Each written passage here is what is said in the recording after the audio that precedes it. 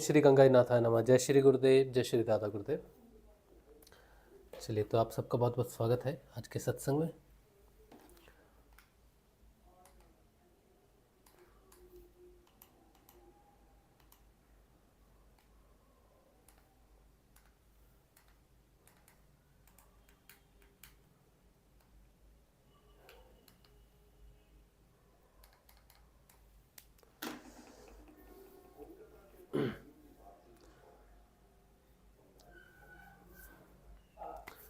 चलिए, तो आज का जो सत्संग है शुरू करेंगे।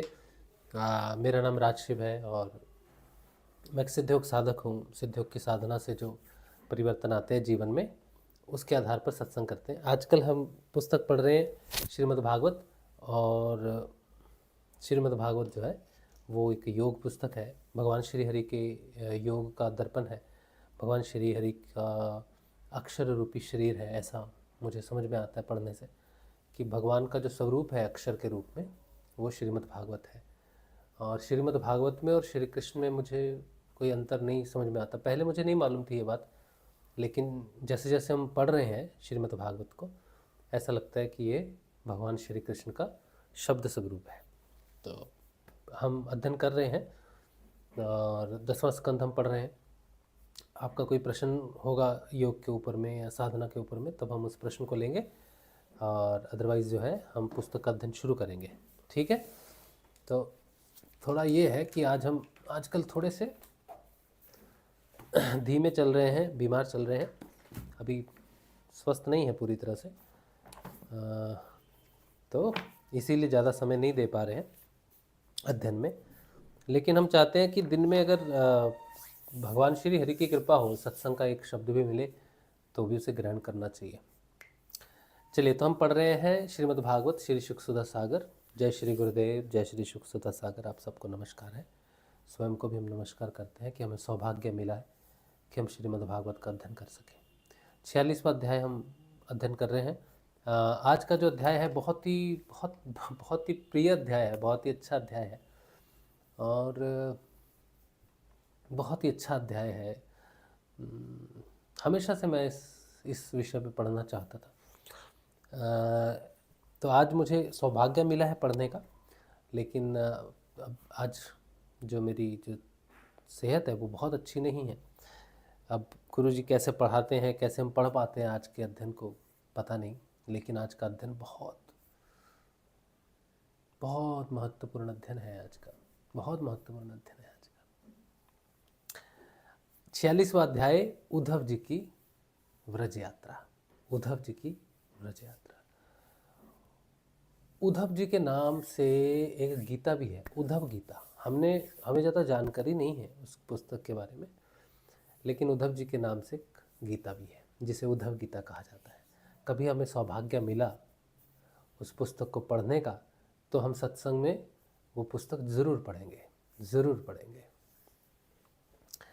श्री सुखदेव जी कहते हैं, अब ये गुरु जी का आशीर्वाद चाहिए, सौभाग्य चाहिए उनका, भगवान गुरुदेव का, कि हमें वो पुस्तक पढ़ने को मिले। हम जानना चाहते हैं उद्धव जी के हृदय को जानना चाहते हैं, और अच्छे से। श्री सुखदेव जी कहते हैं, हे परीक्षित, उद्धव जी वृष्णि वंशियों में एक प्रधान पुरुष थे। वे साक्षात बृहस्पति जी के शिष्य और परम विद्वान थे। उनकी महिमा के संबंध में इससे बढ़कर और कौन सी बात कही जा सकती है कि वे भगवान श्री कृष्ण के प्यारे सखा तथा मंत्री भी थे। एक दिन शरणागतों के सारे दुख हर लेने वाले भगवान श्री कृष्ण ने अपने प्रिय भक्त और एकांत प्रेमी उद्धव जी का हाथ अपने हाथ में लेकर कहा, हाय कितना सुंदर चित्र है, देखिए।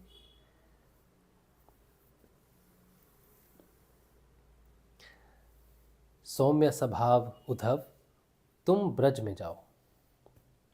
वहाँ मेरे माता पिता नंद बाबा और यशोदा मैया हैं, उन्हें आनंदित करो। और गोपियाँ मेरे विरह की व्याधि से बहुत ही दुखी हो रही हैं, उन्हें मेरे संदेश सुनाकर उस वेदना से मुक्त करो। प्यारे उद्धव, गोपियों का मन नित्य निरंतर मुझ में ही लगा रहता है।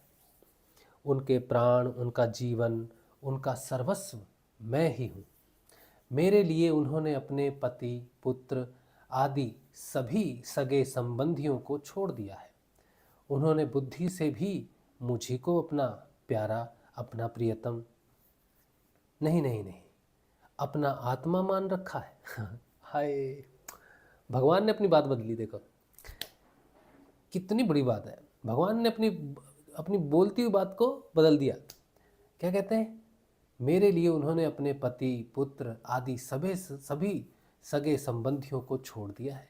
उन्होंने बुद्धि से भी मुझी को अपना प्यारा, अपना प्रियतम नहीं नहीं नहीं नहीं, अपना आत्मा मान रखा है। मेरा यह व्रत है कि जो लोग मेरे लिए लौकिक और पारलौकिक धर्मों को छोड़ देते हैं, उनका भरण पोषण मैं स्वयं करता हूँ। आहा हा हा, ये तो बात है, ये तो बात है प्रभु, ये तो बात है। हाँ हाँ हाँ हाँ, ये बात है, यही बात है, बिल्कुल यही बात है। प्रिय उद्धव, मैं उन गोपियों का परम प्रियतम हूँ। मेरे यहाँ चले आने से वे मुझे दूरस्थ मानती हैं और मेरा स्मरण करके अत्यंत मोहित हो रही हैं, बार बार मूर्छित हो जाती हैं। वे मेरे विरह की व्यथा से विह्वल हो रही हैं, प्रति क्षण मेरे लिए उत्कंठित रहती हैं। मेरी गोपियाँ, मेरी प्रियसियाँ इस समय बड़े ही कष्ट और यत्न से अपने प्राणों को किसी प्रकार रख रही हैं। मैंने उनसे कहा था कि मैं आऊँगा, वही उनके जीवन का आधार है। उद्धव, और तो क्या कहूँ, मैं ही उनकी आत्मा हूँ। वे नित्य निरंतर मुझ में ही तन्मय रहती हैं। श्री सुखदेव जी कहते हैं कि परीक्षित, जब भगवान श्री कृष्ण ने यह बात कही तब उद्धव जी बड़े आदर से अपने स्वामी का आदेश लेकर रथ पर सवार हुए और नंद गांव के लिए चल पड़े। परम सुंदर उद्धव जी सूर्य अस्त के समय नंद बाबा के ब्रज में पहुँचे। उस समय जंगल से गौएं लौट रही थी। उनके खुरों के आघात से इतनी धूल उड़ रही थी कि उनका रथ ढक गया था। व्रज भूमि में ऋतुमती गौओं के लिए मतवाले सांड आपस में लड़ रहे थे। उनकी गर्जना से सारा ब्रज गूंज रहा था। थोड़े दिनों की ब्याई हुई गायें अपने थनों के भारी भार से दबी होने पर भी अपने अपने बछड़ों की ओर दौड़ रही थीं। सफ़ेद रंग के बछड़े इधर उधर उछल कूद मचाते हुए बहुत ही भले मालूम होते थे।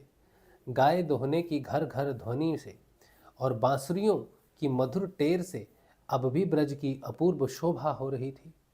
गोपी और गोप सुंदर सुंदर वस्त्र तथा गहनों से सज धज कर श्री कृष्ण तथा बलराम जी के मंगलमय चरित्रों का गान कर रहे थे और इस प्रकार व्रज की शोभा और भी बढ़ गई थी। गोपों के घरों में अग्नि, सूर्य, अतिथि, गौ, ब्राह्मण और देवता पितरों की पूजा की हुई थी। धूप की सुगंध चारों ओर फैल रही थी और दीपक जगमगा रहे थे। उन घरों को पुष्पों से सजाया गया था। ऐसे मनोहर गृहों से सारा व्रज और भी मनोरम हो रहा था। चारों ओर वन पंक्तियां फूलों से लद रही थी। पक्षी चहक रहे थे और भौरे गुंजार कर रहे थे। वहाँ चल और स्थल दोनों ही कमलों के वन से शोभ्यमान थे और हंस, बतख आदि पक्षी वन में विहार कर रहे थे। जब भगवान श्री कृष्ण के प्यारे अनुचर उद्धव जी व्रज में आए तब उनसे मिलकर नंद बाबा बहुत ही प्रसन्न हुए। उन्होंने उद्धव जी को गले से लगाकर उनका वैसे ही सम्मान किया मानो, कैसे किया सम्मान? मानो स्वयं भगवान श्री कृष्ण आए हों। समय पर उत्तम अन्न का भोजन कराया और जब वे आराम से पलंग पर बैठ गए, सेवकों ने पांव दबाकर पंखा झलकर उनकी थकावट को दूर किया। तब नंद बाबा ने उनसे पूछा, परम भाग्यवान उद्धव जी, अब हमारे सखा वसुदेव जी जेल से छूट गए हैं। उनके आत्मीय स्वजन तथा पुत्र आदि उनके साथ हैं। इस समय वे सब कुशल से तो है ना? यह बड़े सौभाग्य की बात है कि अपने पापों के फलस्वरूप पापी कंस अपने अनुयायियों के साथ मारा गया है, क्योंकि स्वभाव से ही धार्मिक परम साधु यदुवंशियों से वह सदा द्वेष करता था। अच्छा उद्धव जी, श्री कृष्ण कभी हम लोगों को याद भी करते हैं? यह उनकी माँ है, स्वजनी संबंधी है, सखा है, गोप है। उन्हीं को अपना स्वामी और सर्वस्व मानने वाला यह ब्रज है। उन्हीं की गोएं हैं, वृंदावन और यह गिरिराज है। क्या वे कभी इनका स्मरण करते हैं? आप यह तो बतलाइए कि हमारे गोविंद अपने सुहृद बंधुओं को देखने के लिए एक बार भी क्या यहाँ आएंगे? यदि वे यहाँ आ जाते हैं तो हम उनकी वह सुघड़ नासिका, उनका मधुर हास्य और मनोहर चितवन से युक्त मुख कमल देख तो लेते। उद्धव जी, श्री कृष्ण का हृदय उदार है, उनकी शक्ति अनंत है। उन्होंने दावानल से, आंधी पानी से, वृषासुर से, अजगर आदि अनेकों मृत्युओं के निमित्तों से, जिन्हें टालने का कोई उपाय नहीं था, एक बार नहीं अनेक बार हमारी रक्षा की है। उद्धव जी, हम श्री कृष्ण के विचित्र चरित्र, उनकी विलासपूर्ण तिरछी चितवन, उन्मुक्त हास्य, मधुर भाषण आदि का स्मरण करते रहते हैं और उसमें इतने तन्मय रहते हैं कि अब हमसे दूसरा कोई कामकाज नहीं हो पाता है। जब हम देखते हैं कि यह वही नदी है जिसमें श्री कृष्ण जल क्रीड़ा करते थे, यह वही गिरिराज है जिसे उन्होंने अपने एक हाथ पर उठा लिया था, ये फेही वन के प्रदेश हैं जहाँ श्री कृष्ण गोएं चराते हुए बांसुरी बजाते थे, और ये वे ही स्थान हैं जहाँ वे अपने सखाओं के साथ अनेकों प्रकार के खेल खेलते थे। और साथ ही यह भी देखते हैं कि वहाँ उनके चरण चिन्ह अभी मिटे नहीं हैं। तब उन्हें देखकर हमारा मन श्री कृष्णमय हो जाता है। इसमें संदेह नहीं है कि मैं श्री कृष्ण और बलराम को देव शिरोमणि मानता हूँ, और यह भी मानता हूँ कि वे देवताओं का कोई बहुत बड़ा प्रयोजन सिद्ध करने के लिए यहाँ आए हुए हैं। स्वयं भगवान गर्गाचार्य जी ने मुझसे ऐसा ही कहा था। जैसे सिंह बिना किसी परिश्रम के पशुओं को मार डालता है, वैसे ही उन्होंने खेल खेल में ही 10,000 हाथियों का बल रखने वाले कंस, उसके दोनों अजय पहलवान और महान बलशाली गजराज कुवलया पीड़ को मार डाला। उन्होंने 3 ताल लंबे और अत्यंत दृढ़ धनुष को वैसे ही तोड़ डाला जैसे कोई हाथी किसी छड़ी को तोड़ डाले। हमारे प्यारे श्री कृष्ण ने एक हाथ से 7 दिनों तक गिरिराज को उठाए रखा था। यहीं सबके देखते देखते खेल खेल में उन्होंने प्रलंब, धेनुक, अरिष्ट, तृणाव्रत और बक आदि उन बड़े बड़े दैत्यों को मार डाला जिन्होंने समस्त देवता और असुरों पर विजय प्राप्त कर ली थी। श्री सुखदेव जी कहते हैं, हे परीक्षित, नंद बाबा का हृदय यों ही भगवान श्री कृष्ण के अनुराग में रंग में रंगा हुआ था। जब इस प्रकार वे उनकी लीलाओं का एक एक करके स्मरण करने लगे, तब तो उसमें प्रेम की बाढ़ ही आ गई। वे विह्वल हो गए और मिलने की अत्यंत उत्कंठा होने के कारण उनका गला रुंध गया। वे चुप हो गए। यशोदा रानी भी वहीं बैठकर नंद बाबा की बात सुन रही थी। श्री कृष्ण की एक एक लीला सुनकर उनके नेत्रों से आंसू बहते जाते थे और पुत्र स्नेह की बाढ़ से उनके स्तनों में दूध की धारा बहती जा रही थी। उद्धव जी, नंद बाबा और यशोदा रानी के हृदय में श्री कृष्ण के प्रति कैसा अगाध अगाध अनुराग है, यह देखकर आनंद मग्न हो गए और उनसे कहने लगे। उद्धव जी ने कहा, हे मानद, इसमें संदेह नहीं कि आप दोनों समस्त शरीरधारियों में अत्यंत भाग्यवान हैं, सराहना करने योग्य हैं, क्योंकि जो सारे चराचर जगत के बनाने वाले और उसे ज्ञान देने वाले नारायण हैं, उनके प्रति आपके हृदय में ऐसा वात्सल्य, स्नेह, पुत्र भाव है। बलराम और श्री कृष्ण पुराण पुरुष हैं। वे सारे संसार के उपादान कारण और निमित्त कारण भी हैं। भगवान श्री कृष्ण पुरुष हैं तो बलराम जी प्रधान प्रकृति। ये ही दोनों समस्त शरीरों में प्रविष्ट होकर उन्हें जीवन दान देते हैं और उनमें उनसे अत्यंत विलक्षण जो ज्ञान स्वरूप जीव है उसका नियमन करते हैं। जो जीव मृत्यु के समय अपने शुद्ध मन को एक क्षण के लिए भी उनमें लगा देता है, वह समस्त कर्म वासनाओं को धो बहाता है और शीघ्र ही सूर्य के समान तेजस्वी तथा ब्रह्ममय होकर परम गति को प्राप्त होता है। वे भगवान ही जो सबके आत्मा और परम कारण है, भक्तों की अभिलाषा पूर्ण करने और पृथ्वी का भार उतारने के लिए मनुष्य का सा शरीर ग्रहण करके प्रकट हुए हैं। उनके प्रति आप दोनों का ऐसा सुदृढ़ वात्सल्य भाव है। फिर महात्माओं, आप दोनों के लिए अब कौन सा शुभ कर्म करना शेष रह जाता है। भक्त वत्सल यदु शिरोमणि भगवान श्री कृष्ण थोड़े ही दिनों में ब्रज में आएंगे और आप दोनों को अपने माँ बाबा को आनंदित करेंगे। जिस समय उन्होंने समस्त यदुवंशियों के द्रोही कंस को रंगभूमि में मार डाला और आपके पास आकर कहा कि मैं ब्रज में आऊँगा, उस कथन को वे सत्य करेंगे। नंद बाबा और माता यशोदा जी, आप दोनों परम भाग्यशाली हैं, खेद न करें। आप श्री कृष्ण को अपने पास ही देखेंगे, क्योंकि जैसे काष्ठ में अग्नि सदा ही व्यापक रूप से रहती है, वैसे ही वे समस्त प्राणियों के हृदय में सर्वदा विराजमान रहते हैं। एक शरीर के प्रति अभिमान न होने के कारण ना तो कोई उनका प्रिय है और ना तो कोई अप्रिय है।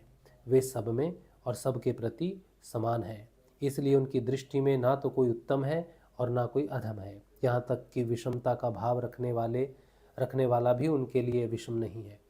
ना तो उनकी कोई माता है और ना पिता है, ना पत्नी है और ना तो पुत्र आदि, ना अपना है और ना तो पराया है, ना देह है और ना तो जन्म ही है। इस लोक में उनका कोई कर्म नहीं है, फिर भी वे साधुओं के परित्राण के लिए, लीला करने के लिए वेदादि सात्विक, मत्सादि तामस एवं मनुष्य आदि मिश्र योनियों में शरीर धारण करते हैं। भगवान अजन्मा है, उनमें प्राकृत तत्व सत्व रज आदि में से एक भी गुण नहीं है। इस प्रकार इन गुणों से अतीत होने पर भी लीला के लिए खेल खेल में वे सत्व रज और तम, इन तीनों गुणों को स्वीकार कर लेते हैं और उनके द्वारा जगत की रचना, पालन और संहार करते हैं। जब बच्चे घुमरी प्रेत खेलने लगते हैं या मनुष्य वेग से चक्कर लगाने लगते हैं, तब उन्हें सारी पृथ्वी घूमती हुई जान पड़ती है। वैसे ही वास्तव में सब कुछ करने वाला चित्त ही है, परंतु इस चित्त में अहम बुद्धि हो जाने के कारण भ्रमवश उसे आत्मा अपना मैं समझ लेने के कारण जीव अपने को कर्ता समझने लगता है। भगवान श्री कृष्ण केवल आप दोनों के ही पुत्र नहीं, वे समस्त प्राणियों के आत्मा, पुत्र, माता, पिता और स्वामी भी हैं। बाबा, जो कुछ देखा या सुना जाता है वह चाहे भूत से संबंध रखता हो, वर्तमान से अथवा भविष्य से, सथावर हो या जंगम हो, महान हो अथवा अल्प हो, ऐसी कोई वस्तु भी नहीं जो भगवान श्री कृष्ण से पृथक हो। बाबा श्री कृष्ण के अतिरिक्त ऐसी कोई वस्तु नहीं है जिसे वस्तु कह सकें। वास्तव में सब वे ही हैं, वे ही परमार्थ सत्य हैं। हे परीक्षित, भगवान श्री कृष्ण के सखा उद्धव और नंद बाबा इसी प्रकार आपस में बात करते रहे और वह रात बीत गई। कुछ रात शेष रहने पर गोपियाँ उठीं। दीपक जलाकर उन्होंने घर की देहलियों पर वासुदेव का पूजन किया, अपने घरों को झाड़ बुहार कर साफ किया और फिर दही मथने लगी। गोपियों की कलाइयों में कंगन शोभायमान हो रहे थे।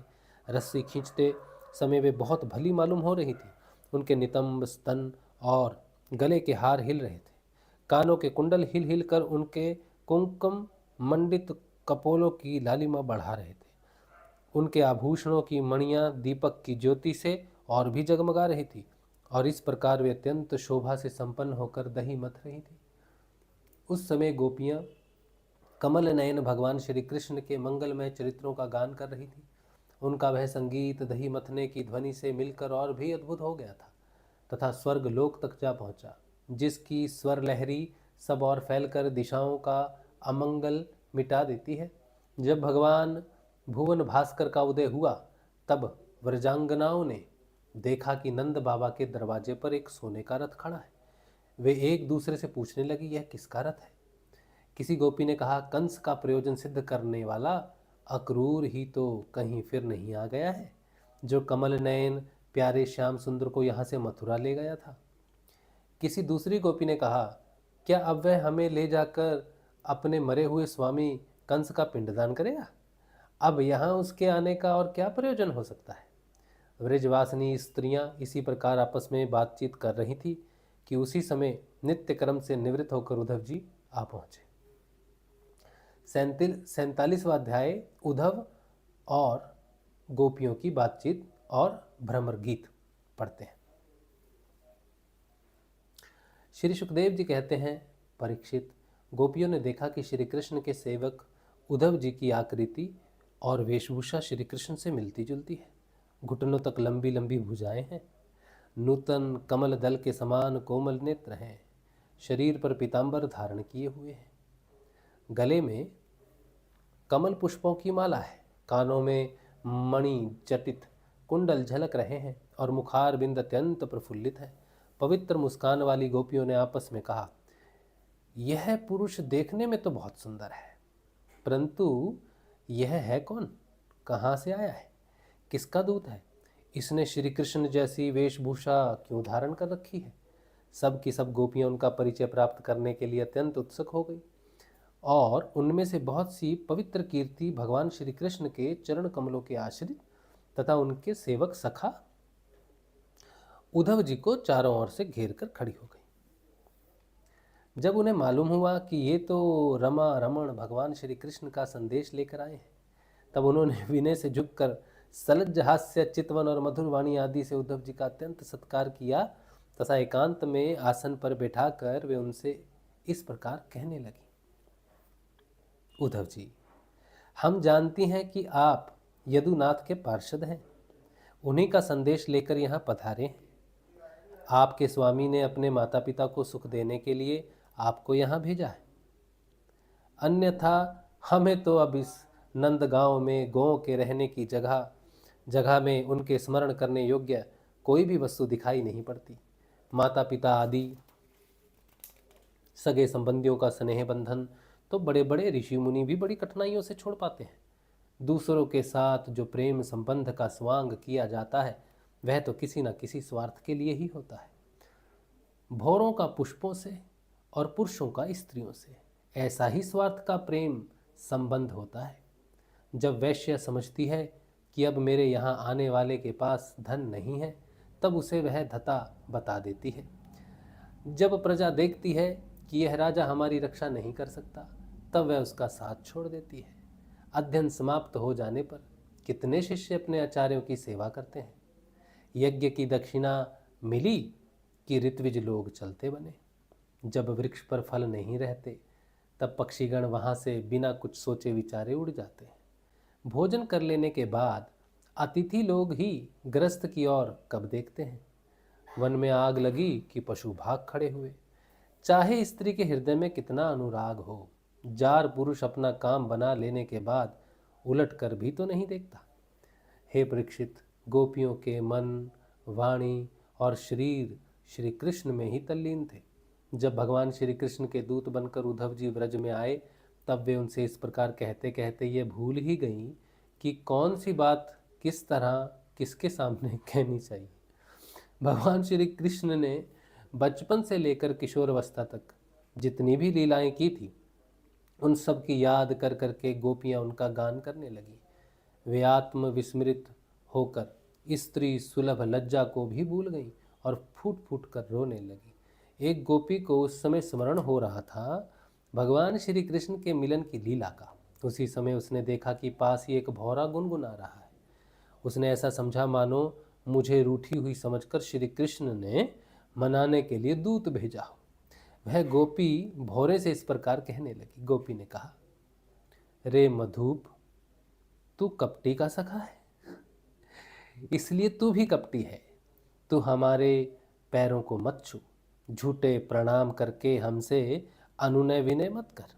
हम देख रही हैं कि श्री कृष्ण की जो वनमाला हमारी सौतों के वक्ष स्थल के स्पर्श से मसली हुई है, उसका पीला पीला कुमकुम तेरी मूछों पर भी लगा हुआ है।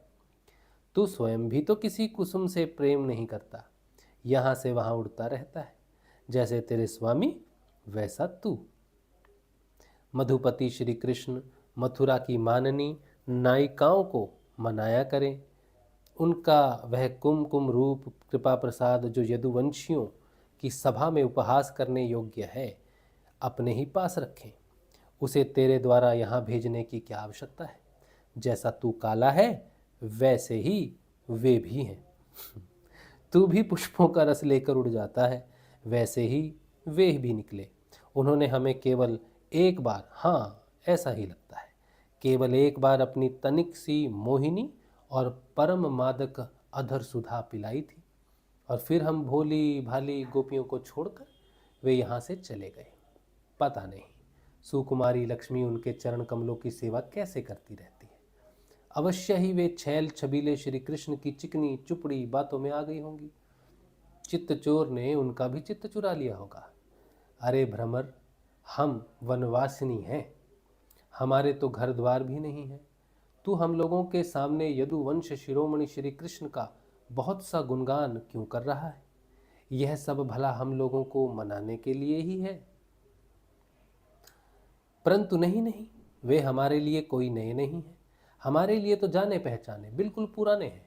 तेरी चापलूसी हमारे पास नहीं चलेगी। तू जा, यहाँ से चला जा, और जिनके साथ सदा विजय रहती है उन श्री कृष्ण की मधुपुर वासिनी सखियों के सामने जाकर उनका गुणगान कर। वे नहीं हैं, उनकी लीलाएं कम जानती हैं, और इस समय वे उनकी प्यारी हैं। उनके हृदय की पीड़ा उन्होंने मिटा दी है। वे तेरी प्रार्थना स्वीकार करेंगी, तेरी चापलूसी से प्रसन्न होकर तुझे मुंह मांगी वस्तु भी देंगी। भौरे, वे हमारे लिए छटपटा रहे हैं, ऐसा तू क्यों कहता है? उनकी कपट भरी मनोहर मुस्कान और भौं के इशारे से जो वश में ना हो जाएं, उनके पास दौड़ी ना आवे, ऐसी कौन सी स्त्रियां हैं?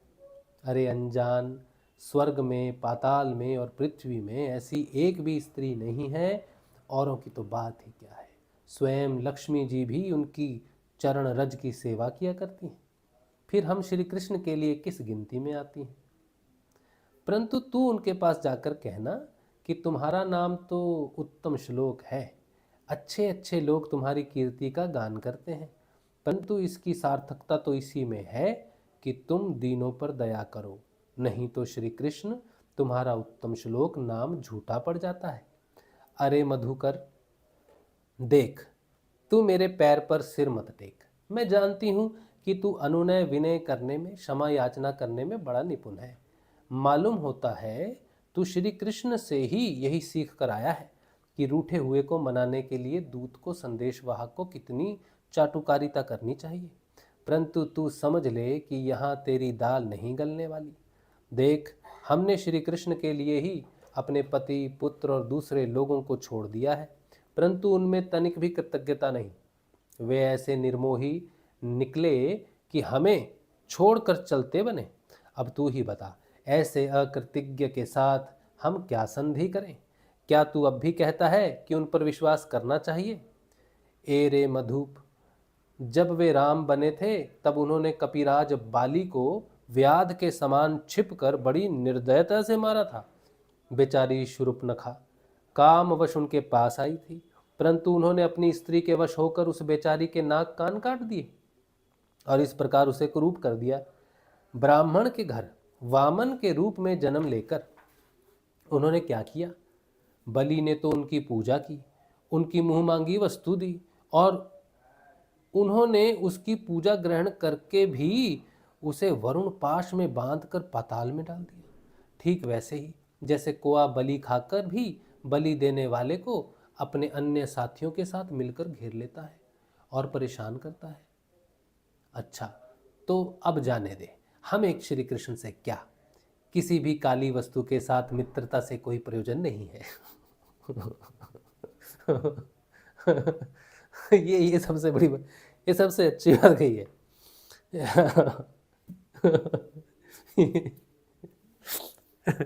ये सबसे सही बात। खैर,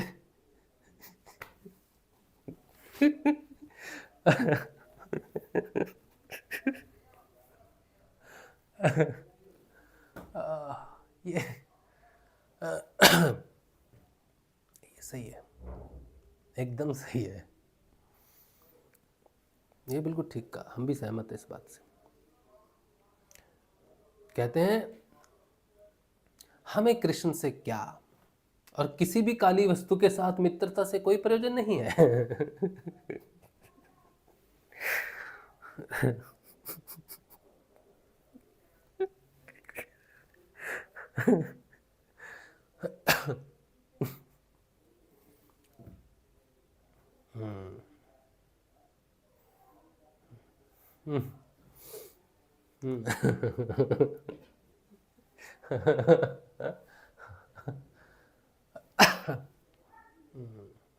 सही कहा है। तुझे क्या, तुझे क्या। तुझे क्या क्या फर्क पड़ता है?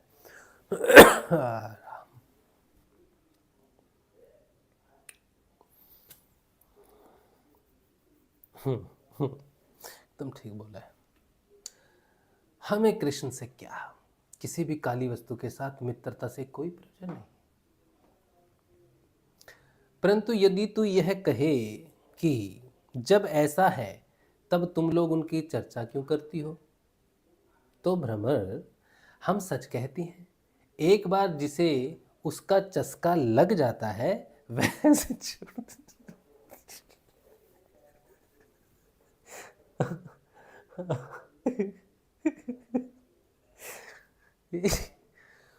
ये बहुत विषम स्थिति है भाई, हैं?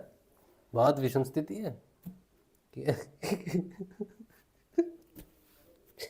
ना इस घाट ना उस घाट, ना आगे ना पीछे, कहीं कहीं कोई रास्ता नहीं बचा, हैं?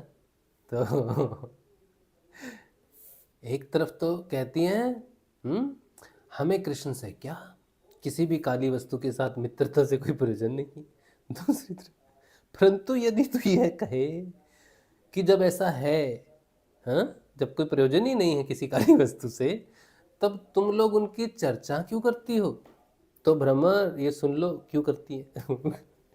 हम सच कहती हैं, एक बार जिसे उसका चस्का लग जाता है वह उसे छोड़ नहीं सकता। ऐसी दशा में हम चाहने पर भी उनकी चर्चा छोड़ नहीं सकती। श्री कृष्ण की लीला रूप करणामृत के एक कण का भी जो रसास्वादान कर लेता है, उसके राग द्वेष सुख दुख आदि सारे द्वंद्व छट जाते हैं। यहाँ तक कि बहुत से लोग तो अपनी दुख में दुख से सनी हुई घर गृहस्थी छोड़कर अकिंचन हो जाते हैं।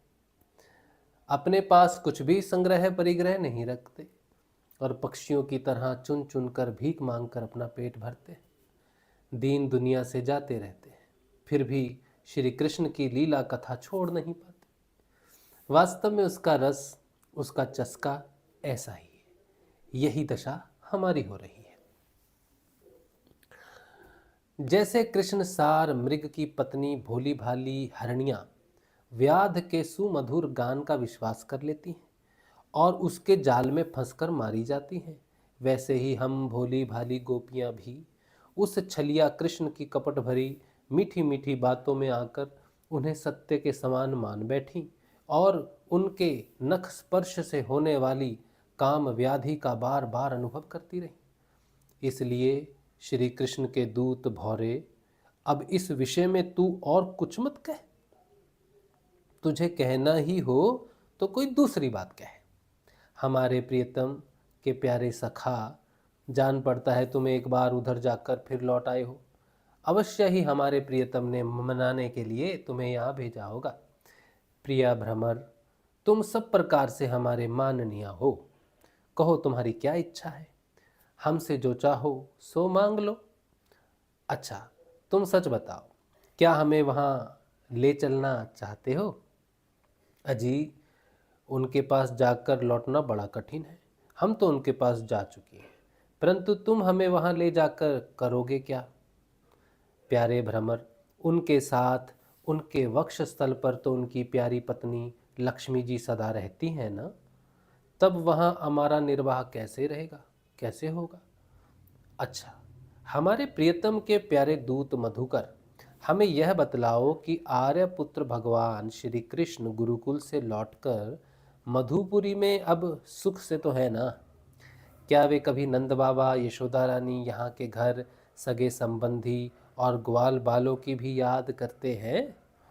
और क्या हम दासियों की भी कोई बात कभी चलाते हैं? प्यारे ब्रह्मर, हमें यह भी बतलाओ कि कभी वे अपनी अगर के समान दिव्य सुगंध से युक्त भुजा हमारे सिरों पर रखेंगे? क्या हमारे जीवन में कभी ऐसा शुभ अवसर भी आएगा? श्री सुखदेव जी कहते हैं कि परीक्षित, गोपियां भगवान श्री कृष्ण के दर्शन के लिए अत्यंत उत्सुक लालायित हो रही थी, उनके लिए तड़प रही थी। उनकी बातें सुनकर उद्धव जी ने उन्हें उनके प्रियतम का संदेश सुनाकर सांत्वना देते हुए इस प्रकार कहा, उद्धव जी ने कहा, ओहो गोपियों, तुम कृतकृत्य हो, तुम्हारा जीवन सफल है। देवियों, तुम सारे संसार के लिए पूजनीय हो, क्योंकि तुम लोगों ने इस प्रकार भगवान श्री कृष्ण को अपना हृदय, अपना सर्वस्व समर्पित कर दिया है। दान, व्रत, तप, होम, जप, वेदाध्ययन, ध्यान, धारणा, समाधि और कल्याण के अन्य विविध साधनों के द्वारा भगवान की भक्ति प्राप्त हो, यही प्रयत्न किया जाता है। यह बड़े सौभाग्य की बात है कि तुम लोगों ने पवित्र कीर्ति भगवान श्री कृष्ण के प्रति वही सर्वोत्तम प्रेम भक्ति प्राप्त की है और उसी का आदर्श स्थापित किया है, जो बड़े बड़े ऋषि मुनियों के लिए भी अत्यंत दुर्लभ है। सचमुच यह कितने सौभाग्य की बात है कि तुमने अपने पुत्र, पति, देह, स्वजन और घरों को छोड़कर पुरुषोत्तम भगवान श्री कृष्ण को, जो सबके परम पति हैं, पति के रूप में वर्ण किया है। महाभाग्यवती गोपियों, भगवान श्री कृष्ण के वियोग से तुमने उन इंद्रियातीत परमात्मा के प्रति वह भाव प्राप्त कर लिया है जो सभी वस्तुओं के रूप में उनका दर्शन कराता है। तुम लोगों का वह भाव मेरे सामने भी प्रकट हुआ। यह मेरे ऊपर तुम देवियों की बड़ी ही दया है। मैं अपने स्वामी का गुप्त काम करने वाला दूत हूँ। तुम्हारे प्रियतम भगवान श्री कृष्ण ने तुम लोगों को परम सुख देने के लिए यह प्रिय संदेश भेजा है। कल्याणियों, वही लेकर मैं तुम लोगों के पास आया हूँ। अब उसे सुनो। भगवान श्री कृष्ण ने कहा है, मैं सबका उपादान कारण होने से सबका आत्मा हूँ, सब में अनुगत हूँ, इसलिए मुझसे कभी भी तुम्हारा वियोग नहीं हो सकता है। जैसे संसार के सभी भौतिक पदार्थों में आकाश, वायु, अग्नि, जल और पृथ्वी, ये पांचों भूत व्याप्त हैं, उन्हीं से सब वस्तुएं बनी हैं और यही उन वस्तुओं के रूप में है, वैसे ही मैं मन, प्राण, पंचभूत, इंद्रियां और उनके विषयों का आश्रय हूँ।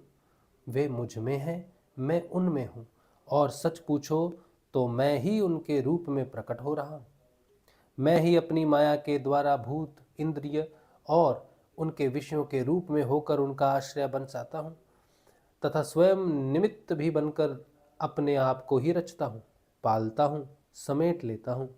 आत्मा माया और माया के कार्यों से पृथक है। आत्मा माया और माया के कार्यों से पृथक है। वह विशुद्ध ज्ञान स्वरूप, जड़ प्रकृति, अनेक जीव तथा अपने ही आवांतर भेदों से रहित सर्वथा शुद्ध है। कोई भी गुण उसका स्पर्श नहीं कर पाते। माया की तीन वृत्तियां हैं, सुषुप्ति, स्वपन और जागृत अवस्थाएं भी हो सकता था, यहाँ पर लिखा। माया की तीन वृत्तियां या अवस्थाएं हैं, सुषुप्ति, स्वपन और जागृत। इनके द्वारा वही अखंड अनंत बोध स्वरूप आत्मा कभी प्राज्ञ तो कभी तेजस और कभी विश्व रूप से प्रतीत होता है। मनुष्य को चाहिए कि वह समझे कि स्वप्न में दिखने वाले पदार्थों के समान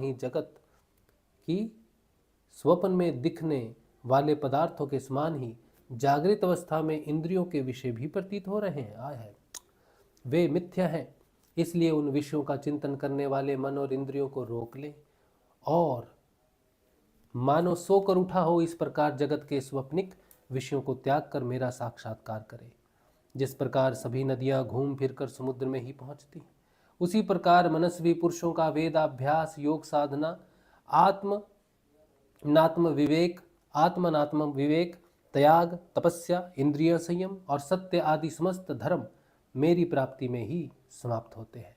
सबका सच्चा फल है मेरा साक्षात्कार, क्योंकि वे सब मन को निरुद्ध करके मेरे पास पहुंचते हैं। गोपियों, इसमें संदेह नहीं कि मैं तुम्हारे नयनों का ध्रुव तारा हूँ, तुम्हारा जीवन सर्वस्व हूँ, किंतु मैं जो तुमसे इतना दूर रहता हूँ उसका कारण है वह यही कि तुम निरंतर मेरा ध्यान कर सको। शरीर से दूर रहने पर भी मन से तुम मेरी सनिधि का अनुभव करो। अपना मन मेरे पास रखो, क्योंकि स्त्रियों और अन्य प्रेमियों का चित्त अपने परदेशी प्रियतम में जितना निश्चल भाव से लगा रहता है, उतना आंखों के सामने पास रहने वाले प्रियतम में नहीं लगता। हाँ सच्ची, अशेष वृत्तियों से रहित संपूर्ण मन मुझ में लगाकर जब तुम लोग मेरा अनुस्मरण करोगी, तब शीघ्र ही सदा के लिए मुझे प्राप्त हो जाओगी। कल्याणियों, जिस समय मैंने वृंदावन में शारदीय पूर्णिमा की रात्रि में रास क्रीड़ा की थी, उस समय जो गोपियां स्वजनों के रोक लेने से व्रज में ही रह गई, मेरे साथ रास विहार में सम्मिलित ना हो सकी, वे मेरी लीलाओं का स्मरण करने से ही मुझे प्राप्त हो गई थी। तुम्हें भी मैं मिलूंगा, अवश्य मिलूंगा, निराश होने की कोई बात नहीं है। श्री सुखदेव जी कहते हैं, हे परीक्षित, अपने प्रियतम श्री कृष्ण का यह संदेशा सुनकर गोपियों को बड़ा आनंद हुआ। उनके संदेश से उन्हें श्री कृष्ण के स्वरूप और एक एक लीला की याद आने लगी। प्रेम से भरकर उन्होंने उद्धव जी से कहा। गोपियों ने कहा, उद्धव जी, यह बड़े सौभाग्य की और आनंद की बात है कि यदुवंशियों को सताने वाला पापी कंस अपने अनुयायियों के साथ मारा गया है।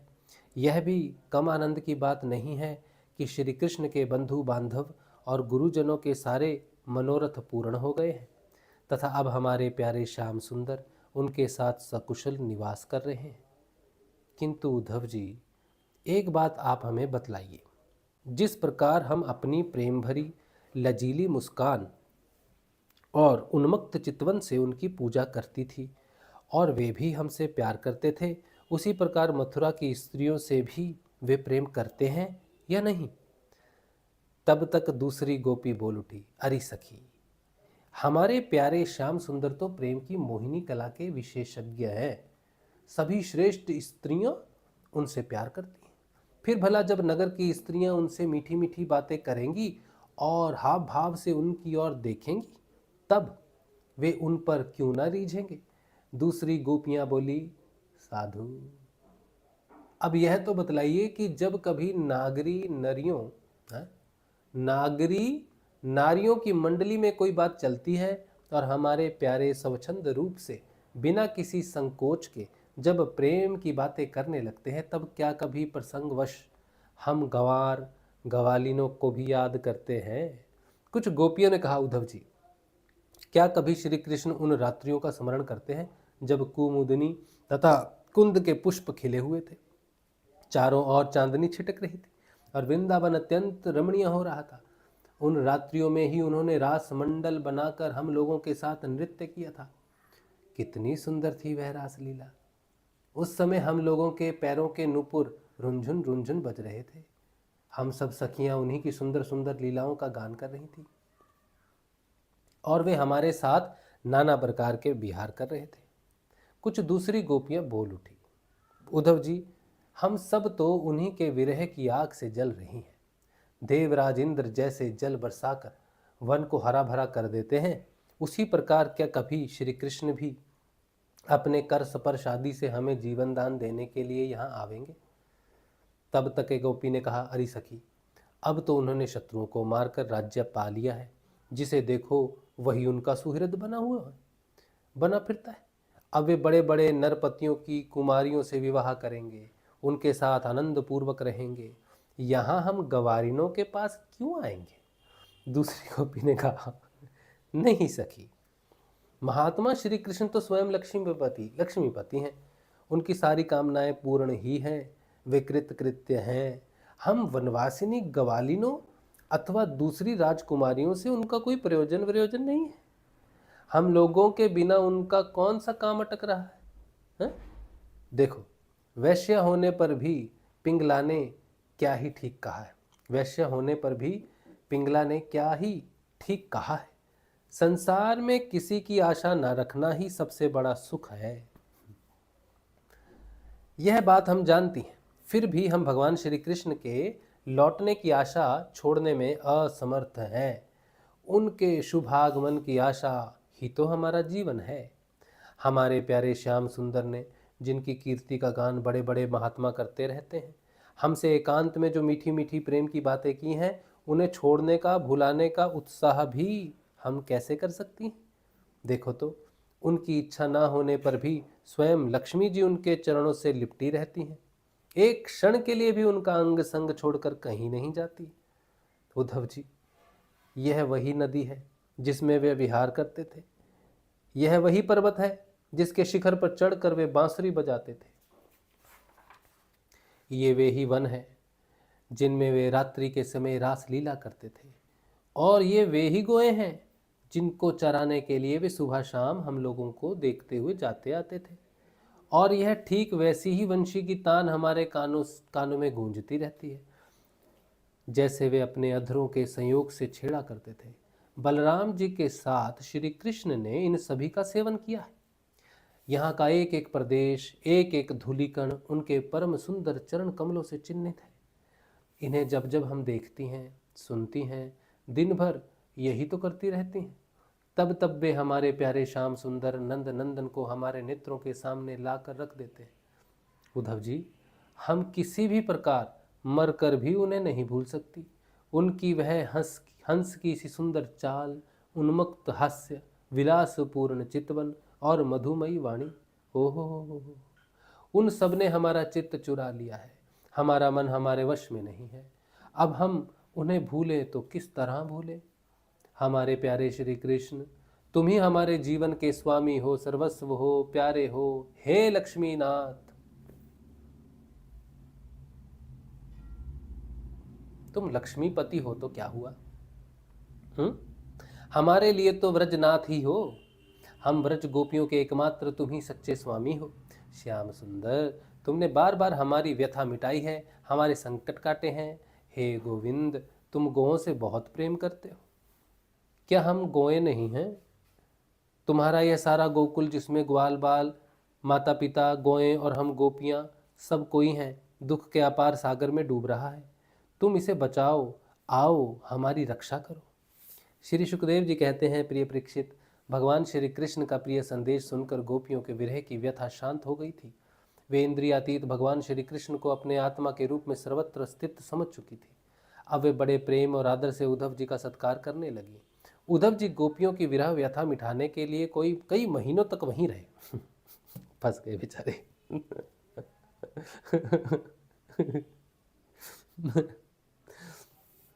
क्या कह रहे?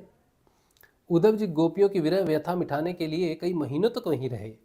वे भगवान श्री कृष्ण की अनेकों लीलाएं और बातें सुना सुना कर ब्रजवासियों को आनंदित करते रहते। नंद बाबा के ब्रज में जितनी दिनों तक उद्धव जी रहे, उतने दिनों तक भगवान श्री कृष्ण की लीला की चर्चा होते रहने के कारण ब्रजवासियों को ऐसा जान पड़ा मानो अभी एक ही क्षण हुआ। भगवान के परम प्रेमी भक्त उद्धव जी कभी नदी तट पर जाते, कभी वनों में विहरते और कभी गिरिराज की घाटियों में विचरते, कभी रंग बिरंगे फूलों से लदे हुए वृक्षों में ही रम जाते। और यहाँ भगवान कृष्ण ने कौन सी लीला की है, यह पूछ पूछ कर व्रजवासियों को भगवान श्री कृष्ण और उनकी लीलाओं के स्मरण में तन्मय कर देते। उद्धव जी ने व्रज में रहकर गोपियों की इस प्रकार की प्रेम विकलता और भी बहुत सी प्रेम चेष्टाएं देखी। उनकी इस प्रकार श्री कृष्ण में तन्मयता देखकर वे प्रेम और आनंद से भर गए। अब वे गोपियों को नमस्कार करते हुए इस प्रकार गान करने लगे। इस पृथ्वी पर केवल इन गोपियों का ही शरीर धारण करना श्रेष्ठ एवं सफल है, क्योंकि ये सर्वात्म भगवान श्री कृष्ण के परम प्रेम में दिव्य महाभाव में स्थित हो गई है। प्रेम की यह ऊंची से ऊंची स्थिति संसार के भय से भीत मुमुक्षु जनों के लिए भी नहीं। प्रेम की है ऊंची से ऊंची स्थिति संसार के भय से भीत मुमुक्षु जनों के लिए ही नहीं, अपितु बड़े बड़े मुनियों, मुक्त पुरुषों तथा हम भक्त जनों के लिए भी अभिवांछनीय ही है। हमें इसकी प्राप्ति नहीं हो सकी। सत्य है, जिन्हें भगवान श्री कृष्ण की लीला कथा के रस का चस्का लग गया है, उन्हें कुलीनता की, द्विजाति समुचित संस्कार की और बड़े बड़े यज्ञ यागों में दीक्षित होने की क्या आवश्यकता है। अथवा यदि भगवान की कथा का रस नहीं मिला, उसमें रुचि नहीं हुई, तो अनेक महाकल्पों तक बार बार ब्रह्मा होने से भी क्या लाभ।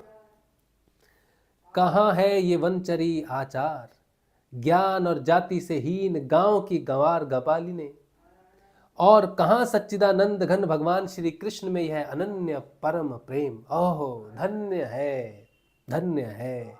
इससे सिद्ध होता है कि यदि कोई भगवान के स्वरूप और रहस्य को न जानकर भी उनसे प्रेम करे, उनका भजन करे, तो स्वयं अपनी शक्ति से, अपनी कृपा से उसका परम कल्याण कर देते हैं। ठीक वैसे ही जैसे कोई अनजान में भी अमृत पी ले तो वह अपनी वस्तु शक्ति से ही पीने वाले को अमर बना देता है।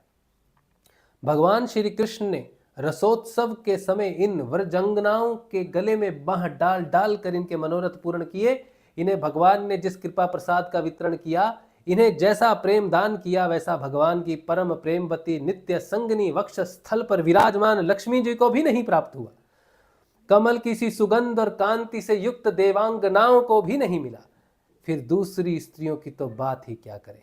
मेरे लिए तो सबसे अच्छी बात यही होगी कि मैं इस वृंदावन धाम में कोई झाड़ी लता अथवा औषधि जड़ी बूटी ही बन जाऊं। आह, यदि मैं ऐसा बन जाऊंगा तो मुझे इन व्रजांगनाओं की चरण धूलि निरंतर सेवन करने के लिए मिलती रहेगी। इनकी चरण रज में स्नान करके मैं धन्य हो जाऊंगा। धन्य है ये गोपियां, देखो तो सही, जिनको छोड़ना अत्यंत कठिन है। उन स्वजन संबंधियों तथा लोक वेद की आर्य मर्यादा का परित्याग करके इन्होंने भगवान की पदवी, उनके साथ तन्मयता, उनका परम प्रेम प्राप्त कर लिया है। औरों की तो बात ही क्या, भगवत वाणी, उनकी निश्वास रूप समस्त श्रुतियां, उपनिषदें भी अब तक भगवान के परम प्रेम में स्वरूप को ढूंढती ही रहती हैं, प्राप्त नहीं कर पाती। स्वयं भगवती लक्ष्मी जी जिनकी पूजा करती रहती हैं, ब्रह्मा शंकर आदि परम समर्थ देवता, पूर्ण काम आत्मा राम और बड़े बड़े योगेश्वर अपने हृदय में जिनका चिंतन करते रहते हैं, भगवान श्री कृष्ण के उन्हीं चरणार बिंदों को रास लीला के समय गोपियों ने अपने वक्षस्थल पर रखा और उनका आलिंगन करके अपने हृदय की जलन विरह व्यथा शांत की। नंद बाबा के ब्रज में रहने वाली गोपांगनाओं की चरण धूलि को मैं बारंबार प्रणाम करता हूं, उसे सिर पर चढ़ाता हूं। हा, इन गोपियों ने भगवान श्री कृष्ण की लीला कथा के संबंध में जो कुछ गान किया है वह तीनों लोगों को पवित्र कर रहा है और सदा सर्वदा पवित्र करता रहेगा। जय हो गोपीधन, जय हो। श्री सुखदेव जी कहते हैं कि प्यारे परीक्षित, इस प्रकार कई महीनों तक व्रज में रहकर उद्धव जी ने अब मथुरा जाने के लिए गोपियों से, नंद बाबा से और यशोदा मैया से आज्ञा प्राप्त की। ग्वाल बालों से विदा लेकर वहां से यात्रा करने के लिए वे रथ पर सवार हुए।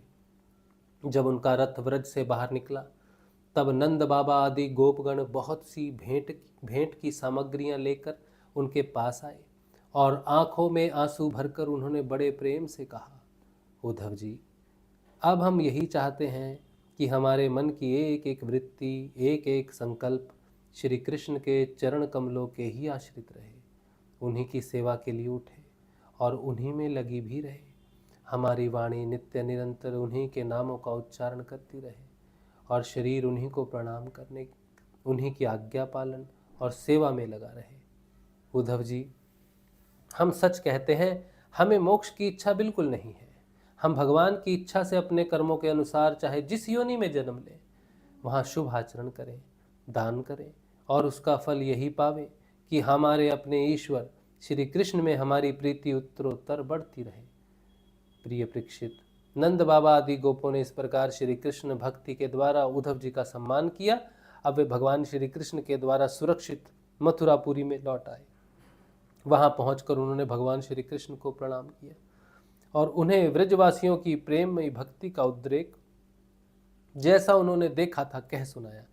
इसके बाद नंद बाबा ने भेंट की जो जो सामग्री दी थी वह उनको वसुदेव जी, बलराम जी और राजा उग्रसेन को दे दी। 48वां अध्याय, भगवान का कुब्जा और अक्रूर जी के घर जाना, ये हम कल पढ़ेंगे। इतना आनंद है प्रभु तुम्हारी उस पुकार में, तुम्हें पकड़ ले, नींबू की तरह निचोड़ ले, अपने अंदर समा ले बस। गोपियों की जो बात है, प्रेम है, ये वो है जो सारे नियमों का उल्लंघन करती है, सारे सब चीजों को भंग कर देता।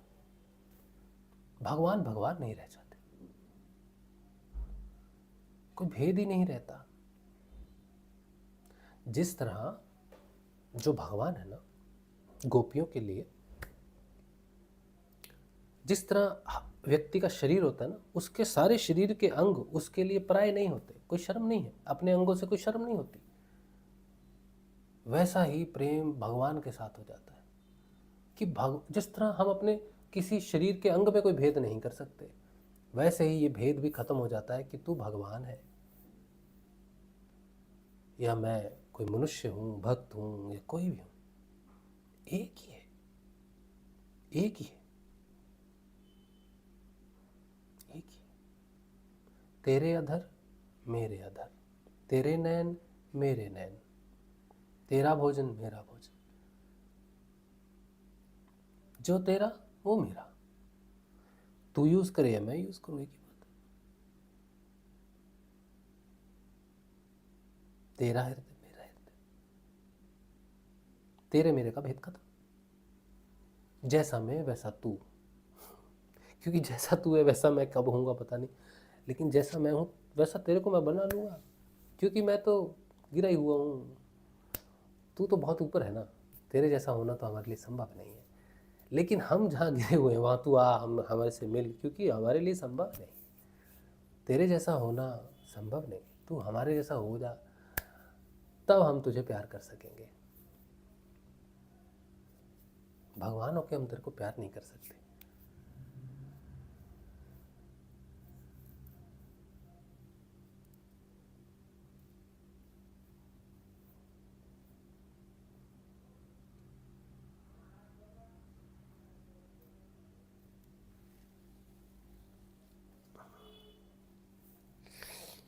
सच्चा प्रेम सिर्फ उसी से हो सकता है, एकमात्र कृष्ण ही है जिससे प्रेम हो सकता है, और इस संसार में कोई नहीं, कोई भी नहीं,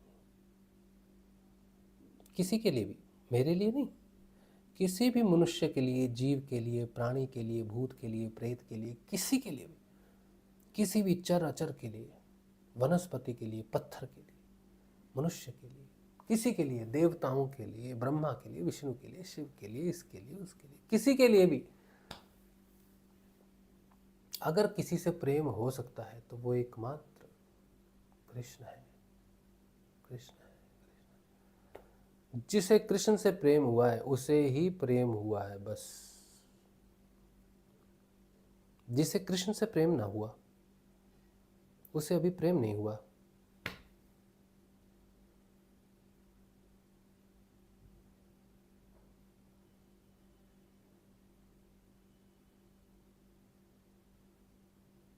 जिसका संबंधी कृष्ण ना हुआ उसका कोई संबंधी अभी तक हुआ ही नहीं।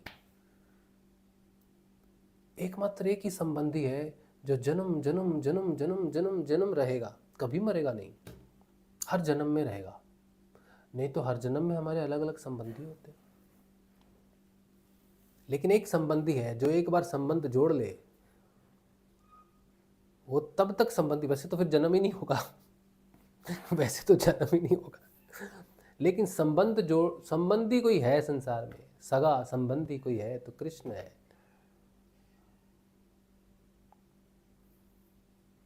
क्योंकि वो हर स्थिति में ढल जाता है, वो हर व्यक्ति के लिए उत्तम है, कोई कैसा भी हो कृष्ण उसके अनुरूप हो जाता है। जिसको भी उत्तम प्रेम की अभिलाषा हो, उत्तम संबंधी की अभिलाषा हो, तो वो कृष्ण को ढूंढे, कृष्ण को पकड़े। बेस्ट बेस्ट हर स्थिति में, हर व्यक्ति के लिए सबसे उच्चतम संबंधी है कृष्ण। उच्चतम सखा है, उच्चतम पिता है, उच्चतम माता है, उच्चतम पुत्र है, सब कुछ। कृष्ण नहीं तो कुछ भी नहीं है। जिसके जीवन में कृष्ण नहीं है उसके जीवन में कुछ भी नहीं है। जिसके जीवन में कृष्ण लीला नहीं है, कृष्ण की लीलाओं का गान नहीं है, उसका जीवन जीवन नहीं। जिसने भगवान श्री कृष्ण की लीलाओं का पान नहीं किया उसका जीवन व्यर्थ हो गया। मनुष्य क्या कर रहा है, कहाँ उलझा हुआ।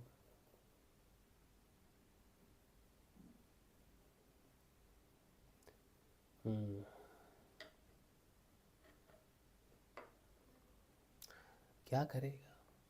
गुरु के बिना तो प्राप्ति नहीं होता, गुरु नहीं मिलता। समर्थ गुरु के बिना तो कृष्ण मिलते नहीं, क्योंकि वही जगत गुरु स्वयं है, वही गुरु के रूप में आता है, स्वयं की प्राप्ति करवाता है। भगवान प्रसन्न होते हैं तो गुरु मिलता है, गुरु प्रसन्न होते हैं तो भगवान मिलते हैं, कृष्ण मिलते हैं।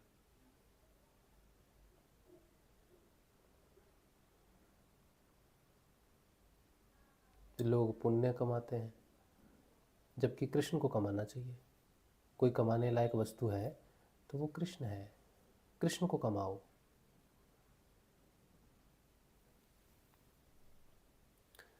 चलिए, तो हम आते हैं बाहर, थोड़ा सा निकल जाते हैं। चलिए, प्रश्न अगर कुछ होगा तो बहुत अच्छी बात होगी, नहीं भी होगा तो बहुत अच्छी बात होगी। आप सबको जय श्री गुरुदेव। उद्धव जी कौन है? हाय, कौन? उद्धव जी कौन है? उद्धव जी कौन है? उद्धव जी कृष्ण भगवान के सखा हैं, मंत्री हैं, और भगवान श्री कृष्ण के ज्ञानी भक्त हुए। बहुत ज्ञान था उनको भगवान के विषय में। तो गोपियों से मिलने के बाद उन्हें पता चला कि भगवान को प्राप्त करने के लिए ज्ञान की जरूरत ही नहीं है।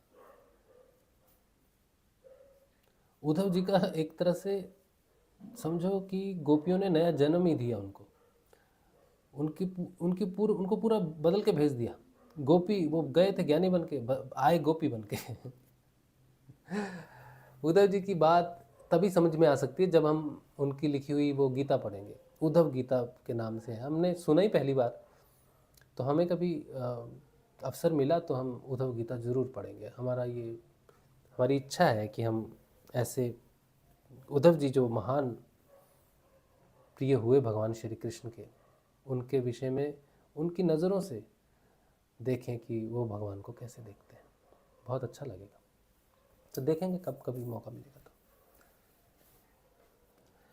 क्या भगवान श्री कृष्ण जी स्वयं नहीं जा सकते थे ब्रज माँ बाबा और गोपियों से मिलने? उद्धव जी को क्यों भेजा था अकेले? बहुत अन्याय किया था उन्होंने। हाँ, वो जाते तो फिर वापस नहीं आने देते उनको, तो कुछ तो होगा। भगवान जो भी करते हैं अच्छा ही करते हैं, सही करते हैं। प्रासी शिप्रा, राधे राधे गुरु जी, राधे राधे जी।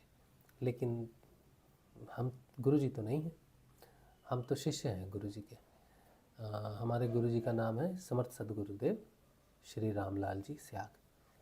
तो हम उनके शिष्य हैं और बातें करते हैं ऐसी कि कई बार लोगों को लगता है कि हम कोई गुरु हैं, लेकिन नहीं है, और कभी होंगे भी नहीं, कभी नहीं होंगे।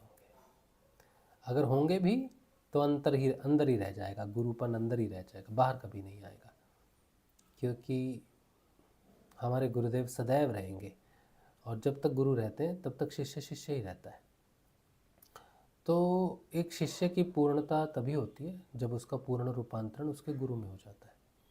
लेकिन ज़रूरी नहीं है कि गुरु जैसी कोई अभिव्यक्ति हो भी जाए शिष्य में तो वो गुरुपद धारण ही करे, ये ज़रूरी नहीं होता है। शिष्य गुरु के समान होकर उनके चरणों में रह सकता है, लेकिन ज़रूरी नहीं है कि वो गुरुपद धारण करे। तो इसीलिए ये जो हम जिस योग में हैं, सिद्ध योग में हैं, तो गुरु जी के बहुत सारे करोड़ों करोड़ों शिष्य हो जाएंगे और एक दिन सभी गुरु जी के समान हो जाएंगे। ठीक है, तो सभी गुरु जी की तरह सूर्य के समान चमकेंगे स्वयं प्रकाश में, लेकिन रहेंगे शिष्य ही। और ये हमारा बहुत बड़ा सौभाग्य है। किसी बच्चे पर उसके माता पिता का आशीर्वाद सदैव सदैव सदैव हमेशा के लिए बना रहे तो उसके लिए इससे बड़ा सौभाग्य की बात क्या होगी। तो किसी शिष्य का, कोई शिष्य शिष्य ही रहे, गुरु के चरणों में रहे, उससे ज़्यादा तो उसके लिए कुछ है ही नहीं। तो हमारे गुरुदेव जी का नाम समर्थ सदगुरुदेव श्री रामलाल जी स्याग है। आप देखिए, उनके बारे में सर्च कीजिए, उनकी फ़ोटो दिखा देते हैं आपको।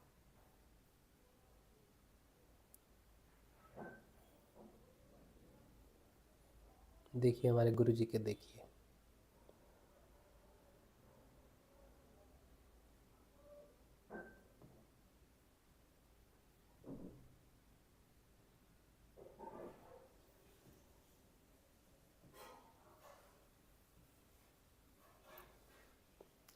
ये है हमारे गुरु जी।